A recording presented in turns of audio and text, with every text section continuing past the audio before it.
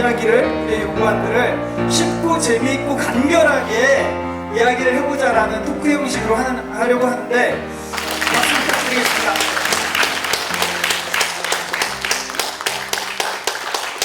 표면상 거는 것은 주택임대차 보호법이지만 그 보호법에서 저희가 요구하는 요구사항이 세부적으로 5가지나 있더라고요.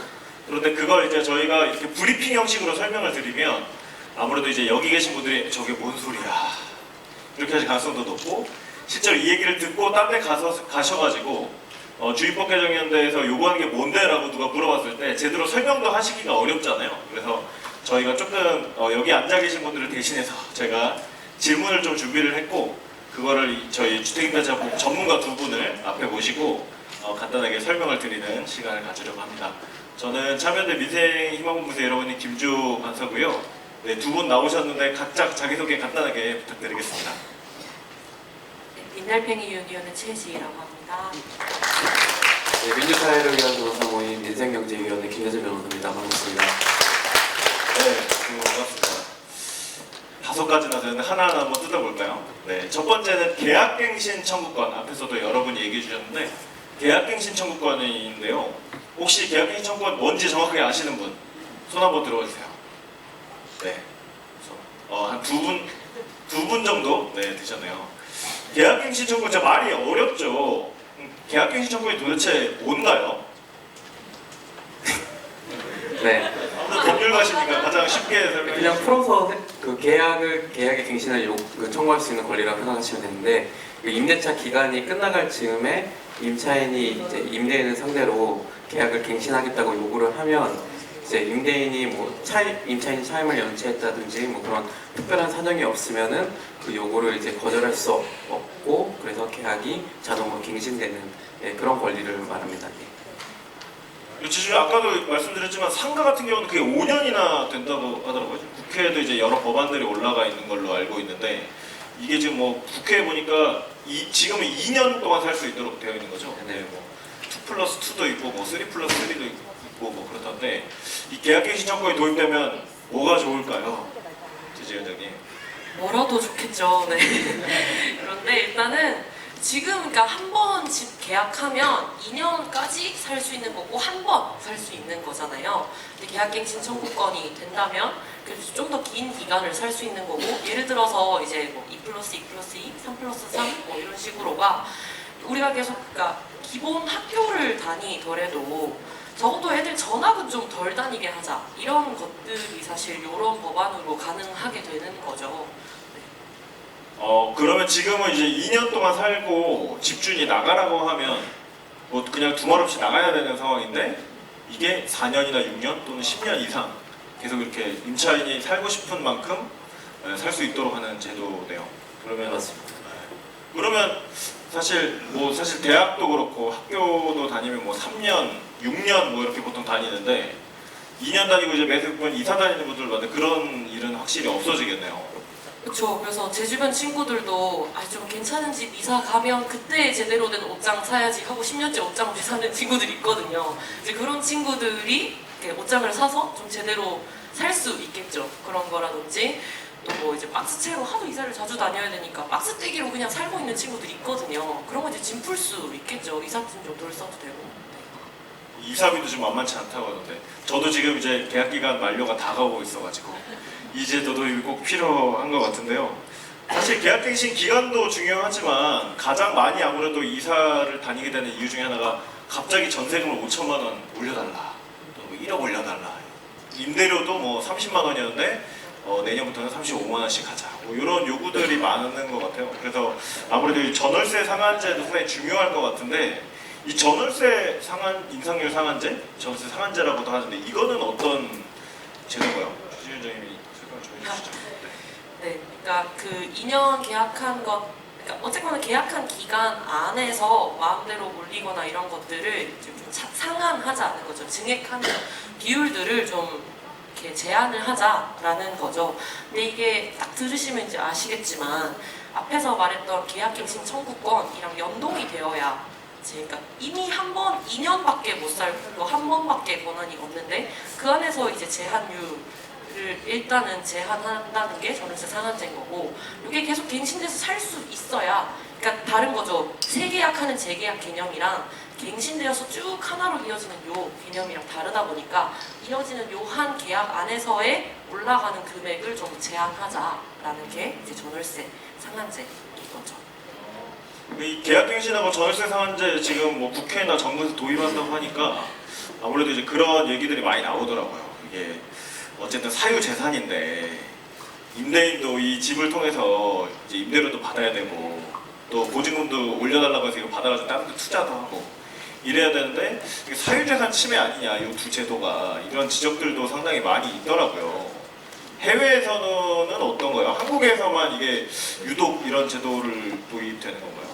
제가 작년에 이제 해외 그 선진국의 세입자 그 제도 사례를 좀 연구를 하면서 상당히 놀랐는데, 그 해외 선진국들 같은 경우에는 이미 그 세계 2차 대전 이후에 1960년대부터 그 임대차 안정화 정책 그의 틀 내에서 이제 계약갱신 청구권을 운영을 하고 있거든요. 다 있는 제도예요? 네, 다 우리만 있습니다. 있는 게 네, 다 있습니다. 우리만 못 먹어본 맛인 거죠. 네. 60년대부터요 심지어? 네, 60년대부터요. 그래서 뭐 지금까지 쭉 이어져 오고 대부분의 나라들이 이어져 오고 있고, 뭐 독일의 경우에는 아예 그 임대차 기간이 아예 정해져 있지 않은 그 임대차가 원칙이라서 예, 그래서 뭐 예를 들면 임차인 차임을 연체하거나 임대인 본인이 뭐 직접 거주하려고 하거나 이런 정당한 사유가 있는 경우에만 예, 그 계약을 해지할 수 있도록 그렇게 제도가 되어 있습니다. 네. 그 외국에서는 이미 다 하고 있는 제도인데 왜 한국에서 이렇게 사유재산을 침해하려고 한다는 논란이 많은지 모르겠네요. 좀 아쉬운데 저희가 이 두 가지 외에도 여러 가지 지금 제도를 요구하는 게 있죠. 가장 대표적인 이제 전월세 신고제입니다. 아마 요새 뉴스에도 전월세 신고제 얘기 많이 나왔을 거예요. 그래서 다들 들어보셨을 것 같은데 전월세 신고제도 말이 어렵죠. 전월세를 신고한다는 건지 집주인을 신고한다는 건지 상당히 이런 게 좀 어려운데, 전월세 신고제는 앞에 두 제도하고 어떤 게 좀 다른 제도인가요? 어떤 분이? 네네. 네. 그러니까 전월세 신고제 같은 경우는 그러니까 완전한 암흑 시장에 있는 이것들을 드러내게 하는 거예요. 예를 들어서 뭐 저희들이 청년 주거 문제 같은 걸 해결하려고 하더라도 뭐 데이터 통계 같은 게 없으니까 실제로 너네가 힘든 게 맞아? 뭐 이런 것들부터 시작하거든요. 근데 그런 계약을 해서 나는 임대료를 분명히 내서 살고 있는데 그 임대료 내는 게 아무도 몰라. 집주인만 아는데 뭐 나라에서 누굴 세금을 떼거나 그게 실제로 얼마에 거래가 되거나 그 주변 시세가 어떤지 이런 것들이 전혀 깜깜이인 거죠. 그런 것들을 좀 등록하자, 전월세 거래했으면 그게 얼마에 어떻게 거래했다라는 정보를 공개하자, 이런 제도 보시면 될 것 같습니다. 아, 지금 전월세 정보를 세입자들이 알아볼 수 있는 제도가 없나요? 한국에? 뭐 이렇게 보편적으로 뭐 확인할 수 있는 지금 장치는 현재는 없는 상태죠. 네. 하긴 저도 이제 전월세 구할 때 주로 이제 의지하는 게 뭐 네이버 부동산 또는 뭐 다방, 직방 같은 이런 그런 사이트, 아니면 뭐 주로 이제 부동산에 가서 이 동네는 시세가 어떤가요? 보통 이렇게 물어보는 거 같고, 제가 직접 이렇게 찾아봐서 아, 이 집은 전세가 얼마, 월세가 얼마 이걸 알아보고 그 지역의 시세를 사실 알아보기 어려운 것 같아요. 네. 그 사실 이런 것 때문에 깡통 전세가 이제 빵빵빵 터지는 건데요. 집을 계약할 때 그 집에 내가 이제 보증금 제대로 돌려받을 수 있느냐를 확인해야 되잖아요. 근데 지금은 앞서서 이 집에 얼마 보증금들이 나보다 먼저 살고 있는 사람 얼마나 잡혀 있어 이런 것들을 내가 알 수가 없어요. 계약을 해야지만 확인을 어렵게 할 수 있단 말이죠. 근데 이런 전월세 신고제 같은 게 되어 있으면 굳이 내가 막 집주인, 임대인에게 이렇게 막 물어보고 그 사람의 되게 선의로 내가 선심 쓰듯 알려줄게가 아니더라도 알아볼 수 있는 거죠. 아, 이 건물에 우리 층에 누가 얼만큼 살고 있고 그럼 보증금이 이미 요 정도 잡혀 있구나. 그럼 이제 뭐 등기부 등본 떼봐서 근저당 잡혀 있고 요 보증금 얼마 되고 그러면 내가 받을 확률은 요 정도 되겠다라는 거를 알 수 있게 되는 거죠. 네. 그러네요. 저 같은 경우도 지금 제 앞에 이미 여러 세입자들이 들어와서 그 집에 살고 계시거든요. 그래서 아, 이 보증금 저한테는 이제 피 같은 돈인데 나중에 나갈 때 과연 받을 수 있을까 이런 걱정들이 상당히 많이 되긴 하더라고요. 근데 어떤 분들이 얼마 내고 들어와 있는지 알 수가 없으니까 세입자 입장에서는 이게 지금 뭐 이 건물이 얼마인지 보증금이 얼마인지 이런 걸 집주인이 알려주면 다행인데 안 알려주죠. 물어보기도 사실 겁나요, 세입자 입장에서는. 물어보면 너처럼 까다로운 애는 처음이야 하면서 이제 계약 안 해주잖아요. 그렇죠. 예, 딴 데 가서 알아보시라고 그렇게 많이 하고요. 그래서 지금 보증금 문제 나왔으니까 계속 얘기를 한번 해보죠. 지금 네 번째 저희 요구사항 중에 하나가 이제 보증금 보호 강화인데요. 사실 이게 세입자 입장에서는 보증금이 뭐 전부잖아요. 뭐 건물주 또는 임대 입장에서는 뭐 이거 받아가지고 또 다른 세입자한테 주고 이런 어떻게 보면 뭐 이게 뭐 생존권의 문제라고 보기 좀 어려운 문제지만 어떻게 보면 세입자한테는 생존권의 문제라고 볼 수도 있을 것 같은데 이 보증금을 보호할 수 있는 제도가 어떤 게 있을까요? 어떤 걸 좀 강화할 수 있을까요?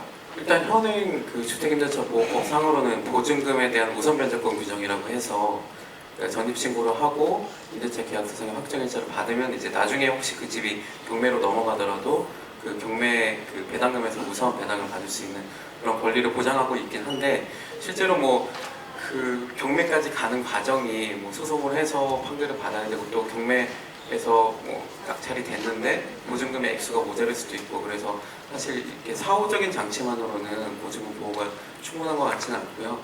결국에는 핵심은 이 주택 가격 대비해서 적정한 보증금으로 임대차 계약을 해야지 나중에 이제 뭐 임대인이 보증금을 지급하지 않더라도 그 주택에서 환가를 할 수 있는데 그러려면 아까 말씀하신 전월세 신고제를 통해서 그 주택에 관한 정보가 그 제대로 공시가 되는 것도 중요하고 또 이제 한편으로는 뭐 임대인이나 그 계약을 중개하는 공인중개사들한테 이제 그 주택에 관련된 정보들을 임차인에게 상세하게 설명할 수 있도록 하는 의무를 부과하는 것도 하나의 방법이라고 생각이 듭니다.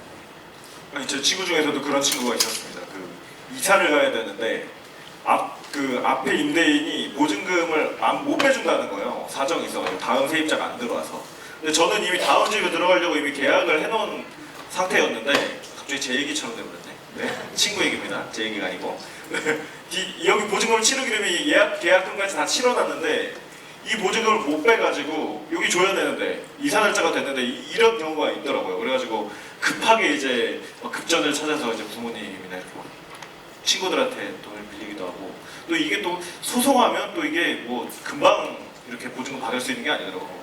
6개월, 1년씩 걸리는 경우가 있어가지고 저는 무조건 그냥 이게 어차피 보증금이라는 거는 세입자가 맡긴 돈인 거잖아요. 보증의 용도잖아요. 그렇죠. 그렇게 그 필요가 사실 없는 거죠. 그래서 저는 무조건 그냥 1개월 내에는 무조건 져라 이런 조항이라도 법 안에 들어가 있으면 좀 보증금을 보호하는데 좀 좋지 않을까 이런 생각이 들더라고요. 네. 그런 내용도 이번에 저희 요구안에 들어있는 것 같습니다.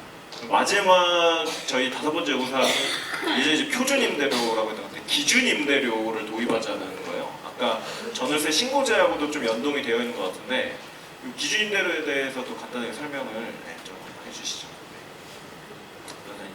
네. 이제 그 해외 제도를 보면은 뭐 비교 임대료, 뭐 공정 임대료, 표준 임대료를 해서 이제 그 지역의 인근의 유사한 주택의 임대료 수준이 어떻게 되는지를 그 지자체 차원에서 그 임대차 계약을 체결할 때 임차인한테 그 정보 제공 차원에서 뭐 2년에 한 번씩, 뭐 4년에 한 번씩 이렇게 조사를 해서 그 공시를 하고 있습니다. 그래서 저희도 이제 아까 얘기가 나온 전월세 신고제를 바탕으로 해서 전월세 내역들이 신고가 되면 그 내역들을 그 이제 데이터베이스화해서 그 임차인들한테 그 정확하게 이 지역의 그 인근 시세나 이런 정보들을 단순히 그 부동산에만 의지하지 않고 그 정보들을 제공할 수 있도록 하는 그 제도를 도입하자는 취지입니다. 그러면 이제 구청 홈페이지 들어가서 내가 이사 가고 싶은 무슨 동, 그 동 이렇게 찾아보면 아파트는 대충 뭐 전세 얼마, 월세 얼마 이런 게 찾아볼 수 있는 거네요, 세입자가. 그러면 사실 뭐 그 부동산 통하지 않더라도 얼마든지 이 동네는 얼마구나 이런 것도 알아볼 수 있을 거고 사실 그런 통계가 많이 없다 보니까 저희도 활동하면서 많이 애를 먹잖아요. 이 동네는 전세가 이만큼이라고 하는데 실제 그만큼인지 알아볼 수 있는 통계가 국토부도 전혀 갖추고 있지 않다 보니까 아무래도 여러 애로사항이 많은 이런 제도들이 도입되면 좀 나아지지 않을까 싶습니다. 주택임대차보호법 뭐 어렵게 느끼시겠지만 저희 뭐 말씀드렸던 내용은 5가지예요. 전월세 신고제, 계약갱신 청구권, 그다음에 전월세 계약 전월세 상한제, 저도 헷갈려요. 전월세 상한제, 그다음에 비교 임대료 그리고 보증금 강화 이렇게 5가지입니다. 아마 이렇게 들으셔도 정확하게 이게 무슨 내용인지 주변 친구들이나 가족들한테 설명하기 어려우실 수도 있어요. 그렇지만 오늘 아무래도 이 내용들을 좀 듣고 주변의 친구들한테 아 내가 오늘 오전에 이런 행사를 갔다 왔는데 이런 걸 도입한대 이런 얘기도 좀 많이 해주시면 좀 주변에 이 임대차 보호 개정하는 데도 많은 도움이 되지 않을까 싶습니다. 쉽게 저희 주택임대차 보호 개정 요구안에 대해 설명을 해주신 두 분께 큰 박수 부탁드립니다. 네, 감사합니다. 오늘 요구하는